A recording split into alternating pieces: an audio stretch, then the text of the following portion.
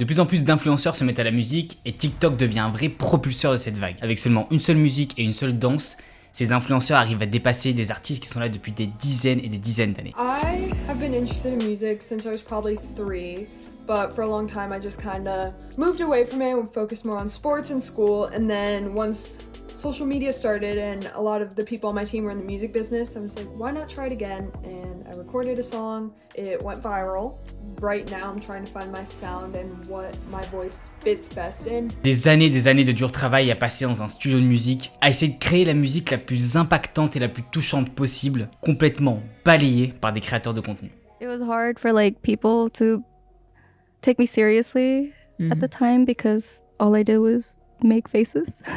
I went to my first ever like recording session. Aujourd'hui, on peut plus nier que TikTok est la plateforme qui dicte ce qu'on va écouter demain. Que nos playlists Spotify et que le top 50 sont qu'en fait que les meilleurs morceaux qui ont été lus sur TikTok. Donc est-ce qu'on est en train d'assister à la plus grande révolution musicale? Est-ce que TikTok est en train de détruire la vraie musique?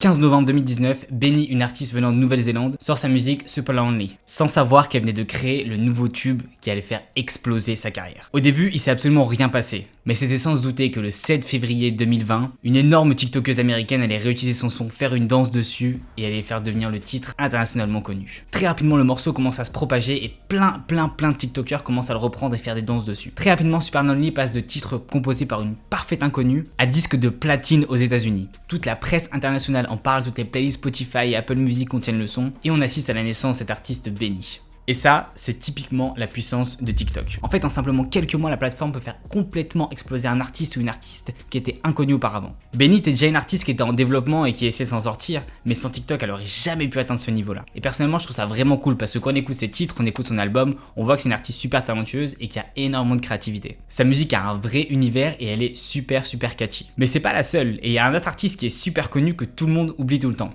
Est-ce que Old Town Road ça vous dit quelque chose? Bah oui, effectivement, c'est Lil Nas X. Alors je sais ce que vous allez me dire, il s'est fait connaître tout seul en postant des mèmes sur Reddit. On connaît l'histoire, mais ce qu'il a vraiment fait connaître par la suite c'était TikTok, et c'était quand un grand TikToker a reposté sa musique, a fait une chorégraphie dessus et que c'est devenu complètement viral. D'ailleurs j'ai fait une vidéo entière sur le succès de Lil Nas X, je vous mets ça en description et en fiche juste au-dessus.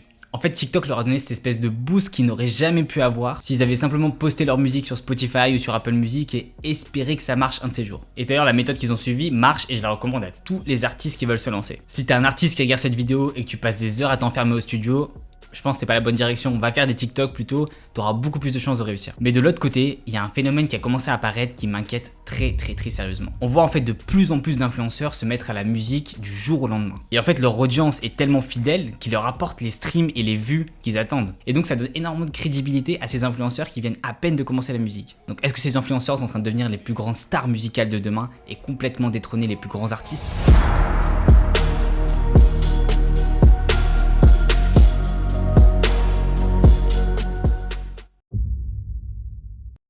14 mai 2021, Bella Poarch sort son premier clip Build a Bitch. Pour ceux qui la connaissent pas, Bella Poarch est une des tiktokeuses qui a grandi le plus rapidement possible. En l'espace d'un an, elle a atteint énormément d'abonnés en faisant des TikTok très compliqués où elle bougeait sa tête en même temps que la musique. Son compte TikTok et Instagram ont complètement explosé vu qu'aujourd'hui elle comptabilise 12 millions d'abonnés sur Insta et 73 millions sur TikTok. Donc vous imaginez bien que quand elle allait sortir un clip, ça allait forcément être un carnage. Et c'est exactement ce qui s'est passé. Son dernier clip dont je vous ai parlé, Build a Bitch, comptabilise aujourd'hui plus de 200 millions de vues en l'espace de un seul mois. Pour vous donner un comparatif, on a l'artiste Drake qui est quand même l'artiste de la putain de décennie qui fait 36 millions de vues sur son dernier clip. Alors oui, il a aussi fait d'autres clips où il a fait le milliard de vues, mais vous commencez à comprendre où je veux en venir. Autre exemple, on a Justin Bieber avec son dernier clip Peaches qui a fait près de 300 millions de vues. Vous n'êtes pas encore convaincu ?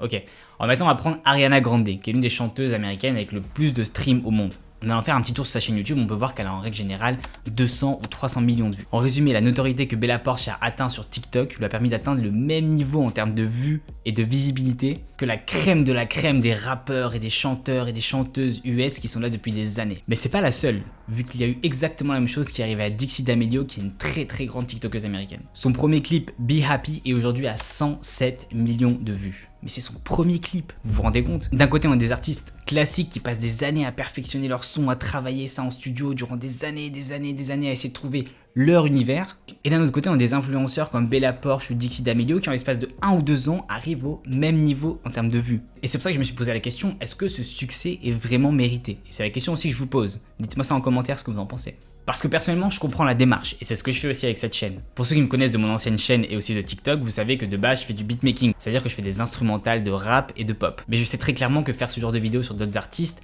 ramènera plus de vues que simplement moi à faire de la musique dans ma chambre. Même si vous inquiétez pas, ça sera sûrement la suite de cette chaîne. Mais ce qui me dérange, c'est que simplement avoir beaucoup d'abonnés et savoir à peu près chanter, ça veut pas dire qu'on a un très grand artiste musical. Entre chanter dans sa chambre a cappella sur des titres qui existent déjà et que ça sonne à peu près bien et faire un album complet, c'est deux choses complètement différentes. Être professionnel de la musique, c'est quand même un métier à part entière qui prend du temps et qui prend aussi beaucoup d'investissement. Et c'est ce qu'on voit quand on écoute les clips de Dixie ou de Bella. Ok, les visuels sont cool, il y a un refrain assez catchy, l'ensemble est très bien foutu, mais je suis désolé de dire que c'est vraiment du réchauffé. Il n'y a pas vraiment de risque musical. Il n'y a pas vraiment aussi une recherche artistique très poussée. Et on est vraiment loin des artistes qui ramènent un univers comme Tyler the Creator ou Rosalia qui viennent vraiment avec une vision artistique très claire et qui innovent à mort. Là pour moi on est vraiment dans une machine à cash, on essaie de faire la musique la plus populaire possible pour plaire à un max de fans et c'est vraiment le piège dans lequel je veux pas qu'on tombe. C'est ce piège de faire le morceau qui ne prend aucun risque et qui est le plus classique au possible. J'espère que vous voyez ce que je veux dire. En plus il suffit de faire un tour sur les crédits sur Spotify pour voir que les musiques sont pas vraiment composées par Bella Poarch ou par Dixie D'Amelio. En réalité ils seront accompagnés par plein de professionnels de la musique. Il y a des beatmakers, des ghostwriters, des top liners qui servent vraiment à les épauler. I went to my first ever recording session and it was with Suburban and I didn't know what to expect because it's my first time recording and I didn't. Who's that, like a producer or something? Yeah, Okay. he's a producer and artist. Bella ou Dixie sont en réalité que des interprètes. Mais du coup, est-ce que ça leur enlève tout leur crédit qu'ils ont par rapport à cette musique? Ça, c'est une question que je vous pose. Autre question, est-ce qu'ils savent vraiment chanter? C'est-à-dire qu'on les a vus dans des TikTok chantonner des petites choses. Mais vous savez tout comme moi qu'avec la technologie, avec l'autotune, avec plein d'autres effets, on peut faire chanter n'importe qui. Et si vous ne croyez pas, regardez les premiers TikTok que j'ai fait, vous allez voir que je prenais juste une petite phrase d'un influenceur connu et je le transformais en musique de A à Z quoi. Pour être tout à fait honnête, ma peur c'est pas de voir Dixie D'Amelio ou Bella Poarch percer en l'espace de 1 an avec de la musique moyenne. Ça arrive et ça arrive depuis très longtemps. Mais ce qui m'inquiète le plus, c'est de voir des gens s'autoproclamer chanteurs ou rappeurs juste parce qu'ils ont fait un clip qui a fait des millions de vues. Mais en réalité, c'est pas ça, c'est simplement que vous avez une grosse communauté. Et là où j'ai le plus peur, c'est quand la qualité de la musique est affectée par ça. Et qu'on se retrouve avec de la soupe qui a été réchauffée une dizaine de fois et qu'on essaie de faire gober ça en disant voilà, ça c'est de la vraie musique. J'ai peur en réalité qu'on détruise ce qui a fait que la musique soit un art toujours innovant et qui essaie de dépasser les limites. En réalité, j'ai peur que ce mouvement mette fin à l'innovation musicale.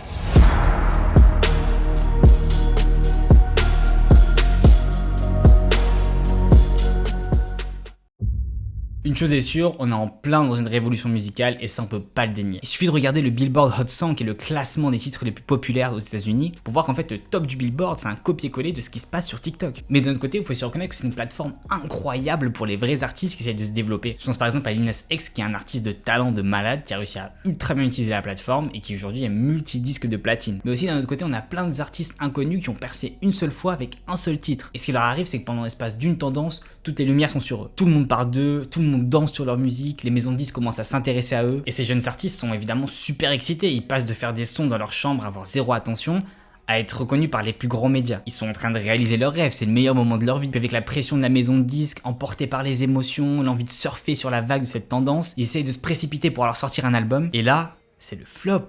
C'est la plus grande déception au monde. Les mecs ont fait un tour de montagne russe émotionnel méga intense. C'est pas parce que un son a bien marché qu'ils vont tous très bien marcher. Et j'en ai parlé dans ma vidéo sur Lil Nas X, c'est ce qu'on appelle des one hit wonders. C'est des artistes qui font un seul son qui perce et tout le reste ne marche pas. Ils passent complètement aux oubliettes. Mais d'un autre côté, j'ai l'impression que TikTok est aussi devenu le nouveau SoundCloud et c'est là où c'est cool. Par contre, je me rappelle 2015, 2016, 2017, il y avait tous ces artistes qui se faisaient connaître par SoundCloud. Il y avait par exemple XXXTentacion qui se fait connaître comme ça. D'ailleurs, si vous avez pas vu, j'ai fait une vidéo entière qui explique tout sur les raisons de sa mort. Je vous ai mis ça en description et en fiche dessus. En réalité, on n'avait plus de plateforme comme ça où on pouvait exploser du jour au lendemain grâce à sa musique depuis bien longtemps. Mais en fait, le truc qui m'inquiète, c'est que la musique soit de plus en plus faite par des interprètes comme Bella Poarch ou Dixie D'Amelio, qui sont des espèces d'images de marque comme ça qu'on essaye de présenter. Et qui n'est pas une espèce de nouveauté artistique qui soit recherchée à chaque fois. Mais je comprends bien le principe, il faut pas se leurrer, c'est très commercial. Le but, c'est de plaire à un maximum de personnes pour faire un maximum d'argent. Et ça, j'ai très bien compris. Et j'ai aucun problème avec ça, et c'est d'ailleurs pour cette raison qu'on appelle ça l'industrie musicale. Mais quand je vois des grands artistes comme Jason Derulo ou alors Justin Bieber ou même Drake dénaturer leur musique pour plaire à TikTok,